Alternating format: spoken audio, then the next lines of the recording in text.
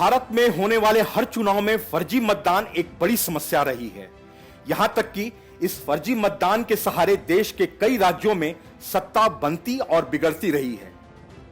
लेकिन बांग्लादेशी और रोहिंग्या जैसे मतदाताओं के ऊपर सरकार तगड़ी नकेल कसने वाली है और ये फर्जी मतदाता अब मतदान नहीं कर पाएंगे। दरअसल फर्जी आधार और वोटर आईडी कार्ड के सहारे बांग्लादेशी और रोहिंग्याओं के साथ साथ बहुत से लोग फर्जी मतदान करते आ रहे हैं।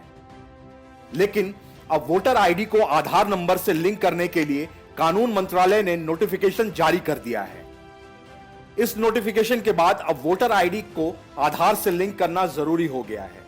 आधार से लिंक होने के बाद फर्जी वोटर आईडी रद्द कर दिए जाएंगे।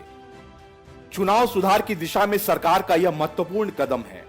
इस संबंध में कानून मंत्री किरेन रिजिजू ने एक ट्वीट कर जानकारी दी। रिजिजू ने ट्वीट कर कहा, हर मतदाता को सशक्त बनाने की दिशा में कदम। माननीय प्रधानमंत्री श्री नरेंद्र मोदी जी की सरकार द्वारा चुनावी प्रक्रिया में सुधार के लिए ऐतिहासिक कदम। भारत निर्वाचन आयोग से परामर्श के बाद भारत सरकार चुनाव कानून संशोधन अधिनियम 2021 के तहत 4 अधिसूचनाएं जारी की हैं। कानून मंत्रालय ने चुनाव आयोग से परामर्श के बाद निर्वाचक पंजीकरण नियम 1960 और चुनाव संचालन नियम 1961 में संशोधन किया गया है। इस संबंध में सरकार की ओर से 17 जून 2022 को 4 नोटिफिकेशन जारी किए गए हैं। ये अधिसूचनाएं पिछले साल के अंत में संसद में पारित चुनाव कानून संशोधन अधिनियम 2021 का हिस्सा हैं। सरकार के इस फैसले के बाद अब कोई व्यक्ति 2 वोटर कार्ड नहीं रख पाएगा। इसके साथ ही सरकार ने वोटर आईडी कार्ड से जुड़े 3 और अहम फैसले लिए हैं। नए फैसले के मुताबिक 18 साल की आयु पूरी करने वाले युवा मतदाता सूची में अपना नाम दर्ज करवाने के लिए साल में 4 बार आवेदन कर सकते हैं। पहले यह व्यवस्था साल में सिर्फ 1 बार थी। इस कारण मतदाता सूची में नाम जुड़वाने के लिए 1 साल का इंतजार करना पड़ता था। तीसरे निर्णय में सरकार ने वोटर आईडी कार्ड में पत्नी की जगह जीवन साथी शब्द करने का निर्णय लिया है।